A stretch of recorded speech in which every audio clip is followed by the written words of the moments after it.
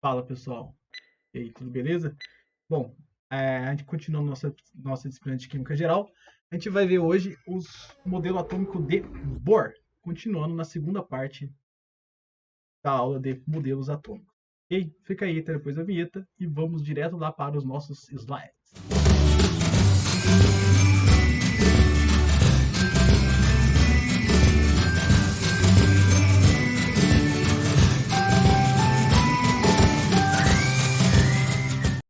Beleza, indo direto aqui para a nossa aula.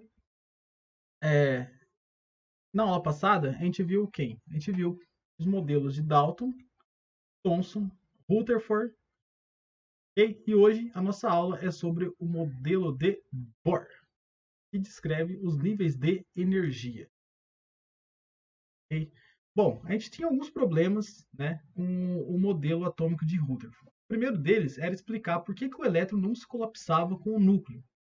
Aí por que ele iria se colapsar com o núcleo? Porque segundo a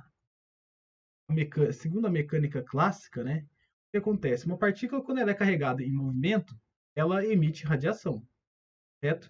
Portanto, o elétron ele deveria colapsar com o núcleo. Certo? Isso daqui vem lá da eletrodinâmica clássica. Beleza? Entretanto, isso não acontece, certo? O átomo ele tem uma estabilidade. E ele tem estabilidade porque o elétron não faz, conforme a eletrodinâmica clássica previa, né, uma trajetória em espiral até se colapsar com o núcleo. Okay? Então, esse é o primeiro ponto que o modelo de Rutherford não consegue explicar. A estabilidade do átomo. Maravilha? Beleza. Outro problema é quando a gente insere, né? Quando a gente insere uma luz branca num prisma, né? Você esperar aqui, ó, a gente tem o espectro, né? Contínuo, só que a gente vê divisões nas cores, certo? O modelo de Rutherford não explica, né? Porque a gente tem um grande problema aqui, ó, em Rutherford, que são esses espectros atômicos. Quando a gente vê mais de perto o espectro atômico, a gente vai observar linhas, ok?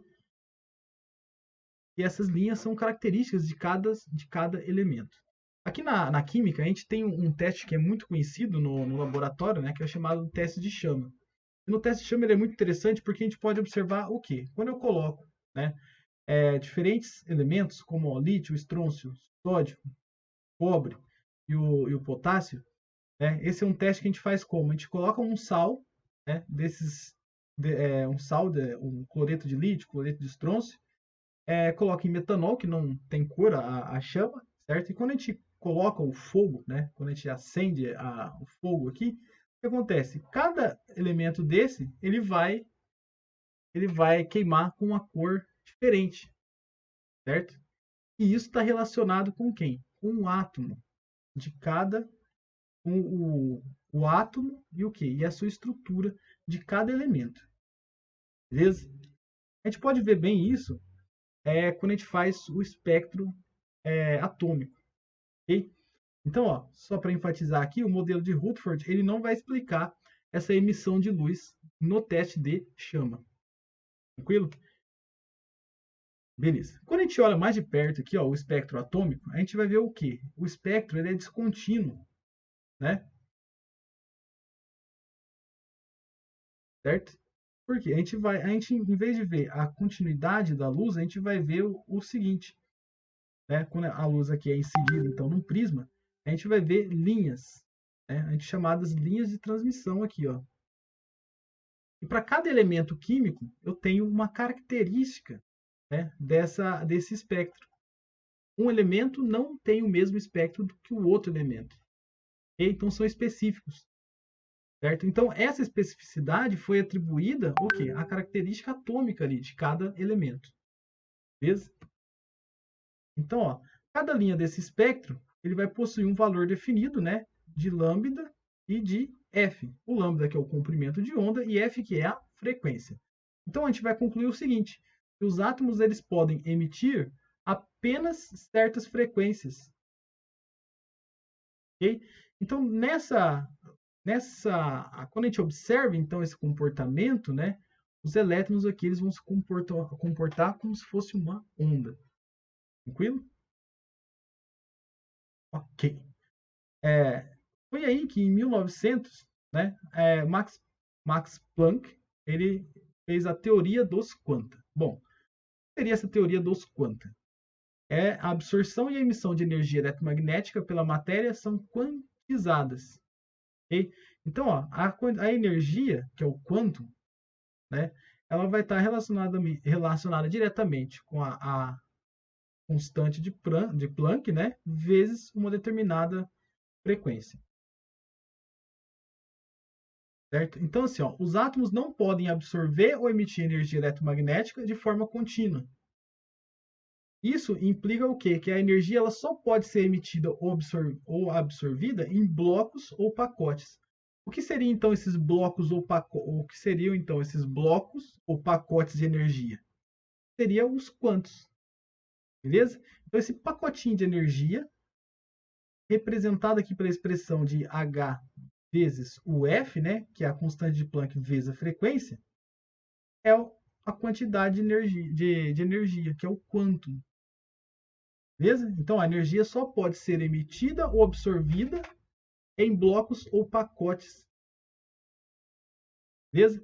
Cada bloco unitário de energia, então, a gente vai denominar de quantum. Okay? Aí, após Max Planck, né, surge, então, a teoria do fóton, do nosso ilustríssimo Albert Einstein. Essa energia do fóton, veja, é a mesma expressão. Okay? É o H vezes a frequência. Beleza? É o seguinte, a luz é considerada até então uma onda, ela seria então formada por partículas, certo? E essas partículas são denominadas de fótons. Beleza? Então, ó, a radiação eletromagnética. Podemos visualizar um feixe de luz como um feixe de fótons ou pacotes de energia. Beleza? Então, ó, a gente já falou que ele pode se comportar como uma onda, okay? Quando a gente tem lá no espectro eletromagnético, mas também tem um comportamento de partícula, okay? Que foi demonstrado, então, por uma junção entre Planck e Einstein. Okay? A energia do fóton ela é diretamente proporcional, então, à frequência da luz, assim como está expressa aqui nessa equação, onde a energia do fóton é igual ao H, constante de Planck, vezes a frequência. Beleza? Então, ó, vamos resumir aqui. Primeiro, fóton é o nome dado às partículas que constituem as ondas eletromagnéticas. O fóton ele é indivisível, beleza? Quanto maior a frequência, maior a energia do fóton e menor é o comprimento de onda da radiação eletromagnética. Okay? E o quantum? O quantum é a quantidade mínima de energia que um átomo pode absorver ou emitir, certo? E essa quantidade mínima, então, ela vai corresponder à energia de um fóton. Tranquilo? E por último, o fóton. O fóton é uma partícula que constitui as ondas eletromagnéticas. Beleza? Então, depois que a gente passou ali por Planck, né, e Einstein, a gente vai chegar no modelo atômico de Niels Bohr, que foi baseado nessas teorias, tanto de Planck quanto de Einstein. O elétron ele gira ao redor do núcleo em órbitas ou níveis de energia circulares de raios definidos que são denominados órbitas estacionárias. Okay? Então aqui a gente tem um exemplo do modelo atômico proposto por Niels Bohr. A gente tem um núcleo aqui no centro, okay? E cada linha dessa daqui, ó, vai representar um nível de energia onde o elétron ele vai estar aqui nesse nível de energia, ok? E ele vai estar sempre nesse nível de energia aqui e não vai cair, né? Ele não vai ter o colapso com o núcleo, ok? Então, o elétron ele gira sem perder energia em cada nível desses. Tranquilo? Então, ó, O modelo atômico ele foi baseado, então, no estudo do espectro atômico, né, do átomo de hidrogênio, que é o espectro descontínuo, e considerou que a energia quantizada e o fóton para explicar a estrutura do átomo. Beleza? Então guarda aí, ó. O elétron gira ao redor do núcleo em órbitas ou níveis de energia circulares, certo? De raios definidos de órbitas estacionárias, beleza? Esse modelo de Niels Bohr foi baseado no átomo de hidrogênio, ok? A gente sabe que esse modelo, a futuro, né, a gente vai saber que esse modelo, então, ele não vai servir para outros elementos que tenham mais níveis de energia, tranquilo? Mas ele atende já a parte da quântica moderna, beleza? Ok, então o modelo atômico de Bohr, o segundo ponto. Cada órbita estacionária ela vai possuir um valor determinado de energia, ok? Por isso que a gente chama de níveis de energia. A gente tem o nível 1, 2, 3, 4 e assim por diante, certo? Nessas órbitas, o elétron ele pode se mover sem perder ou ganhar energia, certo?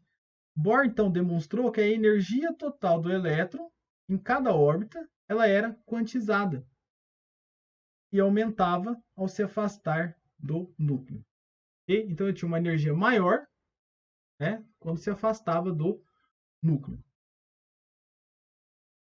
Então é aqui nesse segundo ponto que entra a teoria da energia quantizada. Mas guarda bem esse ponto, certo? E nessas órbitas, ó, o elétron ele pode se mover sem perder ou ganhar energia. Okay?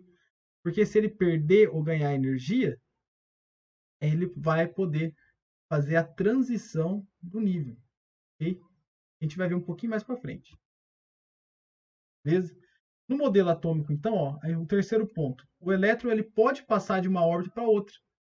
Okay? Ele pode mudar ali o nível, mediante o quê? Absorção ou emissão de energia. Certo? Como o nível, quanto mais externo, né? Se eu passar aqui do nível 1 para o nível 2, certo? Eu preciso absorver energia, certo? Para passar do nível 2 para o nível 1, eu vou precisar fazer o quê? Emitir energia. E eu tenho a emissão de energia. Então, ó, essa energia emitida ou absorvida ela é igual à diferença de energia entre os níveis envolvidos na transição, certo? E isso daqui a gente então define como salto quântico ou salto eletrônico. Beleza?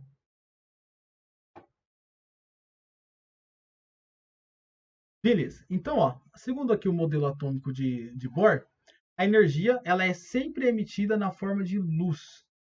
Ok?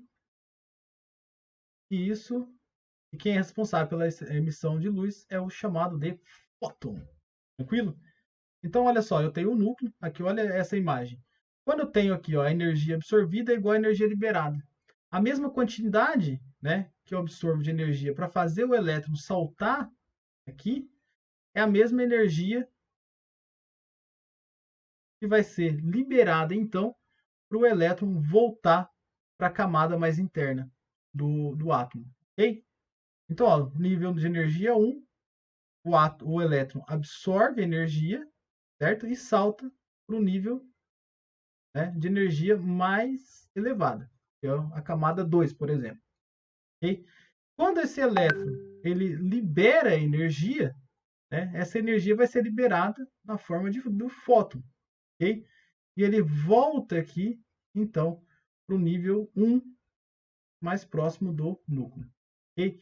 Então, a energia liberada ou energia absorvida, né, vai ser a diferença de energia necessária para que ele salte do nível 1 para o nível 2, por exemplo. Okay? E essa energia absorvida ela é igual à energia liberada. Beleza? Então, vamos fazer um exercício aqui para a gente só fixar essa parte. Os fogos de artifício, eles utilizam diferentes sais, certo? De íons metálicos, que são misturados com um material explosivo. Quando incendiados, eles emitem diferentes colorações, certo? Como a gente viu ali no teste de chama, beleza? Por exemplo, o sais de sódio emite cor amarela, o bário cor verde, o de cobre cor azul. Essas cores são produzidas quando os elétrons excitados dos íons metálicos retornam para níveis de menor energia, certo? Quando tem a liberação do fóton. O modelo atômico mais adequado para explicar esse fenômeno é o modelo de Niels Bohr. Tranquilo? Então guarda aí, o modelo de Bohr é o que vai explicar a emissão de luz dos elementos com diferentes cores. Tranquilo? Beleza. E essa emissão vai ser dada então pelo salto do elétron. Quando ele absorve a energia, ok? Ele absorve uma quantidade necessária para saltar de energia. E a cor é então liberada quando essa energia é. A cor então aparece quando essa energia é liberada na forma de fóton também, ok? Beleza. Ó, o último exercício para a gente fechar a nossa aula aqui é o seguinte. Esse é um exercício que caiu no Enem. Ele fala o seguinte: os pesquisadores conseguiram estimular a absorção de energia luminosa em plantas graças ao uso de nanotubos de carbono, que é um isótopo do carbono. Para isso, nanotubos de carbono se inseriram no interior dos cloroplastos por uma montagem espontânea, através das membranas dos cloroplastos. Os pigmentos da planta absorvem as radiações luminosas, né? Os elétrons são excitados e se deslocam no interior de uma membrana dos cloroplastos. E a planta utiliza em seguida essa energia elétrica para a fabricação de açúcares. Okay? Os nanotubos de carbono eles podem absorver comprimentos de onda habitualmente não utilizados pelos cloroplastos. Né? E os pesquisadores tiveram a ideia, então, de utilizá-los como antenas, estimulando a conversão de energia solar pelos cloroplastos com o aumento do transporte de elétrons.